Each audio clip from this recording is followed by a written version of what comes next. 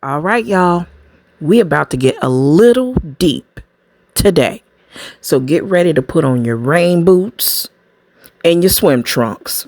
Because yes, baby, we are diving deep. Now, people all over social media have been given their opinion and their take on the situation between Cassie and Diddy. What I want to do is look at this from a spiritual perspective, based on what we assume and based on what we believe we know. You definitely want to stay tuned until the end. Make sure you comment, like, and share for the YouTube algorithm. Let's go.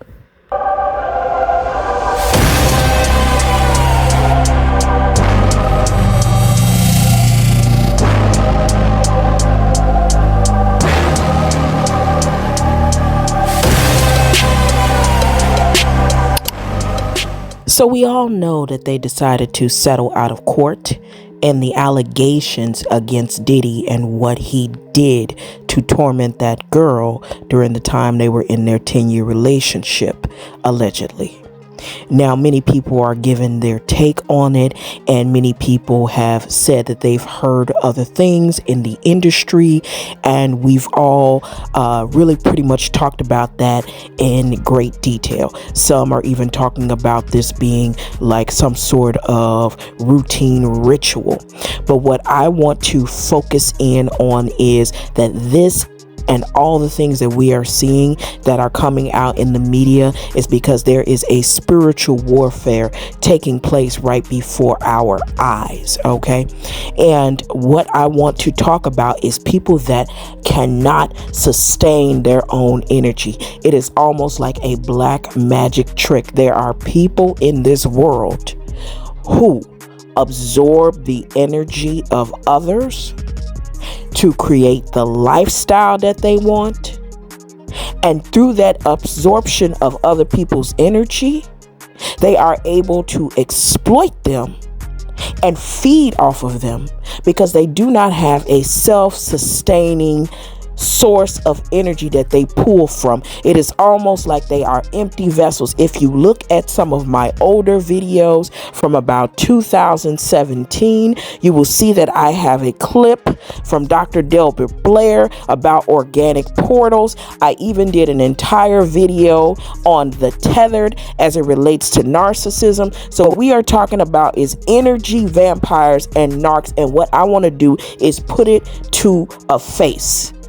If we were evaluating what an energy vampire or a narcissist or a incubus energy looks like, it would be characterized in what we have talked about as it relates to Puff Daddy recently, Darius Jackson, Keke Palmer's husband recently, even the Black Widow energy of Jada Pinkett Smith.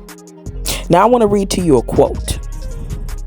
So there's a lot of truth hidden in plain sight. One might even call it a bit of sorcery when you are watching the movies. And there was one particular part of the new Matrix that really startled me when I heard it, and it really resonated with me.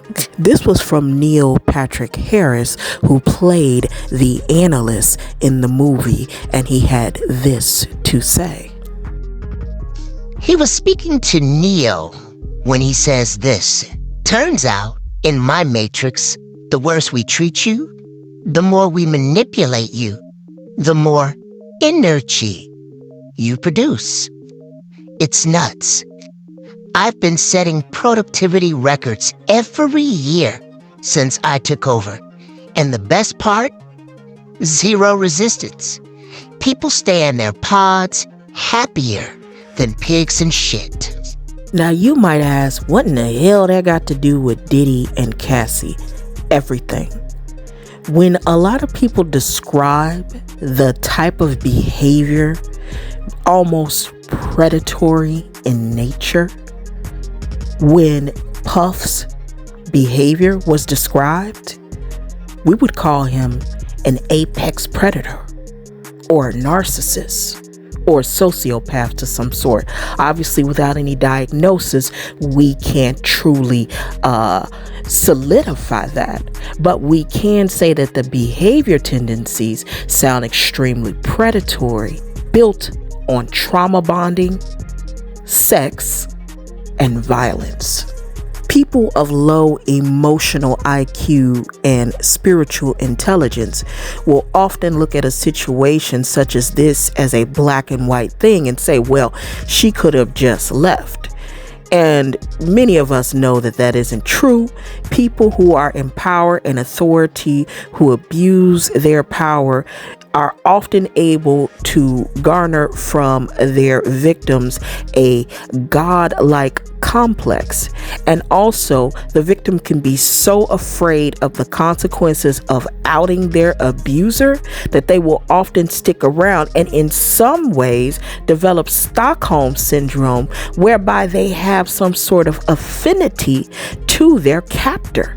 And having that affinity to their captor is not uncommon when you are a person who is constantly being love bombed, devalued, and discarded over and over again. It is as if the person draining from you, right, is giving you some hope certain times and then taking it all away and repeating that cycle over and over again. Now, the funny thing about these types of toxic trauma bonds and narcissistic cycles is they're two-pronged. In one hand, the person who is draining the other person and intentionally having a parasitic connection with them cannot produce vital life force energy on their own. In Chinese medicine, they call that qi or qigong, right? They can't produce that type of energy on their own, so they have to pull it from everybody else. The magic trick is that if you've mastered this enough, you can use other people's energy to literally make yourself an empire, literally make yourself a billionaire, literally make yourself a very rich person. And you can tell that Puff is very predatory and intimidating to others by the way that Fabolous acted when we saw him on Drink Champs. And obviously most of the clips that we saw on social media were super cringe, and even the video itself was double, triple super cringe. If you haven't seen it, go ahead and look it up yourself. I can't hardly watch it because I get secondhand embarrassment really easily. So I started catching secondhand embarrassment like immediately. It was like Fab did not want to be bothered. He was really trying to be avoidant. Other people jumped in. It was just kind of like really off-putting, right? And so when you have someone who has been able to get away with a lot of things, and most people just try to avoid them altogether, and then sometimes they can't, and then it's like you just got to do this dance to get away from them. So that's how someone can abuse their position of authority and power. And this is the reason why when it comes to authority figures, I think that they need to be vetted more than the people that they are actually leading, because they can have a propensity to abuse and exploit that authority. It is very much so giving contradictory energy and fearful energy. And many of us who have been in abusive situations and relationships, toxic friends, toxic partners, toxic parents, you know the feelings of conflict that you can have on the inside, especially when violence is involved. You could really believe that you are not worthy. Now, the other aspect of a person who is draining energy of others is the fact that they are empty in the inside. And that is not a human-like behavior. So if they are empty on the inside, one must ask, what happened to them for them to actually become that way? In my work in coaching and being a spiritualist, I have seen it usually be very relative to having experienced some level of sexual misconduct at an early age, being violated in some kind of way, and really actually feeling like the prey, And when you have been preyed upon, when you have been exploited, when you have been violated, some people do not identify with the prey, whereas they think to themselves empathetically, I would never want to do this to anyone else or anyone else to experience this. And they become the ones who are pursuing others. It's like an avoidant tactic so that they themselves never become vulnerable. And oftentimes they are dealing with such psychological abuse in their mind. Not that we should sit around and be compassionate to them, because I'm absolutely not saying that. I'm just simply saying that generally the dichotomy of that, the way that that's created is that they themselves have been abused. They themselves have been in a position where they are totally helpless and vulnerable to someone else. Now, yes, of course, they can be naturally wicked.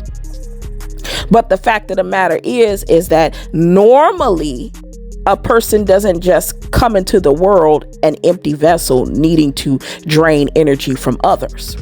This brings up the point of the succubus and the incubus energy. Once these particular astral parasites, which are entities, some people in certain religious sects call them demons, they call them archons. Once they are attached to you, they need to feed. And when they need to feed, they use their hosts to drain energy from others. So the hosts themselves will never, ever, ever be full. They will always have this empty hole in them. And what is an incubus? Well, an incubus is characterized as a male demon that comes in a person's sleep and has relations with the female. And a succubus energy is the female demon who comes in a male sleep and has relations with him. And it's almost like that term, like when you have sleep paralysis or you feel like a quote unquote witch is riding your back.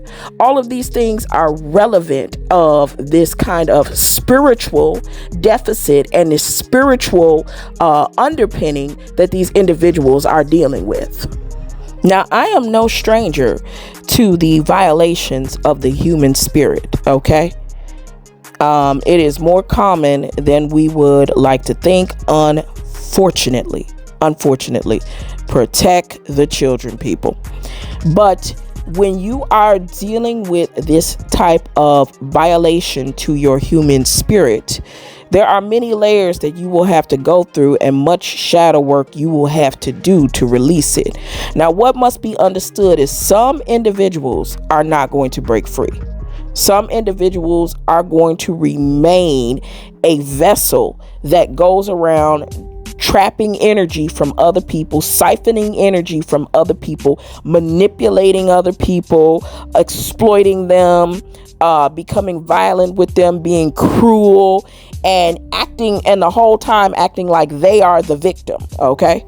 And please understand that anyone who is a predator like that, a groomer like that, is not alone. They have accomplices, they have enablers, they have flying monkeys, they have people that will sit right around them and sweep their shit under the rug. These are people who generally don't tend to be alone. They tend to have many accomplices, and it's very unfortunate. And we can talk about this from the perspective of some of the toxic black male worship culture in the black community, where you have these mammies and these pick-me's who, really vindicate the worst in men and don't have any expectations outside of that, and will still exalt them and use them as a tool to bully and one up other women.